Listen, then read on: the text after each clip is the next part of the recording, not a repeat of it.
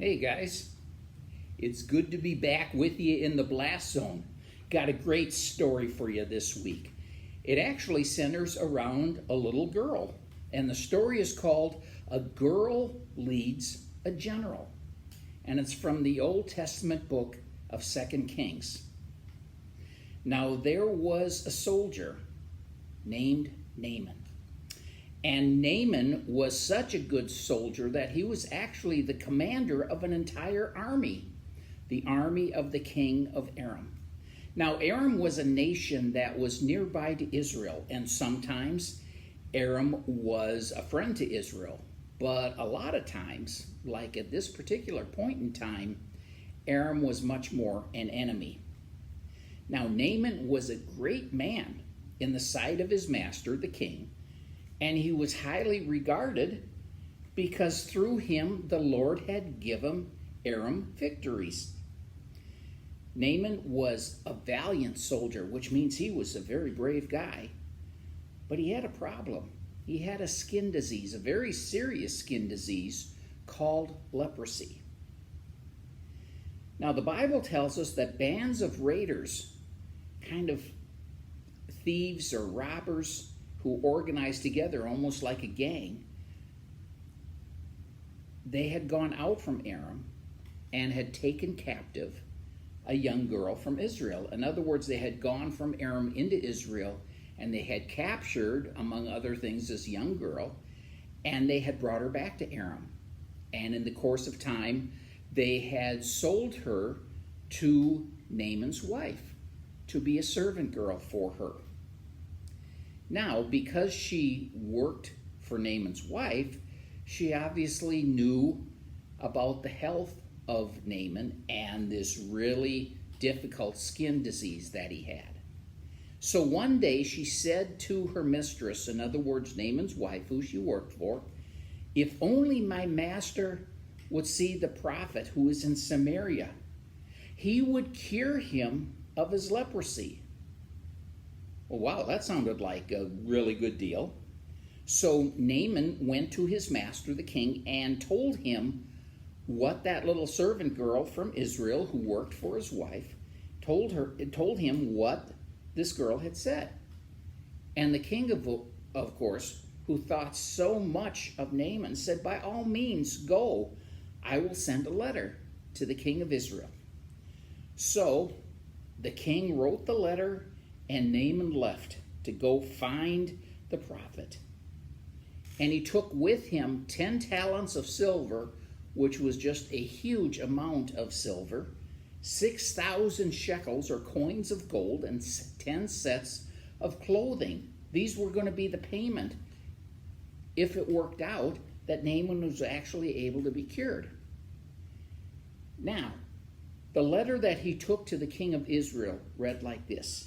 It said, "With this letter, I am sending my servant Naaman to you so that you may cure him of his leprosy." Well, as soon as the king of Israel read the letter, he got so upset he literally tore his robes and said, "Am I God? Can I kill and bring back to life? Why does this fellow send someone to me to be cured of leprosy? He's just trying to pick a fight with me." Now, the name of the prophet that the little girl had told Naaman's wife about was named Elisha. So the Bible says when Elisha, the man of God, heard that the king of Israel had torn his robes, he sent him this message. "Why have you torn your robes? Have the man come to me, and he will know that there is a prophet in Israel." And that was another way for Elisha to be saying he is going to know that there is a man of God, the one true God in Israel. So Naaman went with his horses and chariots and stopped at the door of Elisha's house. Now, Elisha didn't come out to see him directly. He sent a messenger to say to him, "Go, wash yourself 7 times in the Jordan, and your flesh will be restored, and you will be cleansed." That sounds pretty simple. Go and wash in the river, and you'll be as good as new. But Naaman went away angry and said, I thought he would surely come out to me. The idea being that the prophet himself, wouldn't he realize how great a man Naaman was, and he'd want to come out himself? Instead, he almost insults him by sending out a messenger. And then he says, go and wash in one of Israel's rivers. So Naaman was really upset.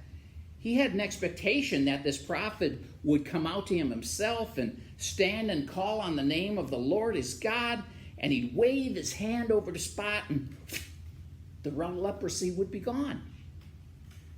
And then Naaman said, are not Abana and Pharpar, which were the rivers in Damascus, better than all the waters of Israel? Couldn't I wash in them and be cleansed? Basically, he was saying, our rivers are better than your rivers. Why can't I wash and be cleansed in one of those? So he turned and he went off in a rage. He was just angry. But Naaman's servants were pretty smart. They went to him and said, my father, if the prophet had told you to do some great thing, would you not have done it? How much more then when he tells you, wash and be cleansed? So he went down and dipped himself in the Jordan River 7 times, just as the man of God, Elisha, had told him, and his flesh was restored. The leprosy was gone, and he became clean. His skin became clean like that of a young boy. And here's the cool part. Not only was he healed on the outside, but then Naaman and all his attendants, so all of his servants, went back to the man of God. They went back to Elisha. He stood before him and said, now I know that there is no God in all the world except in Israel. Sounds like he maybe experienced some healing on the inside too, doesn't it? You know, we just never know when our telling somebody about God, about something he has done for us, will make a difference in somebody else's life. You don't have to be a certain level of smart or have a lot of schooling or know a whole bunch of verses in the Bible. You simply need to be able to tell somebody what God has done for you. You see, God can take any kind of our witness, even the smallest little bit, like what this servant girl told her mistress. And God can turn it into a changed life.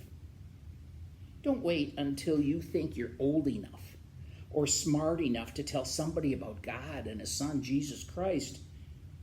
You can do that right now, with family, with friends, with anybody.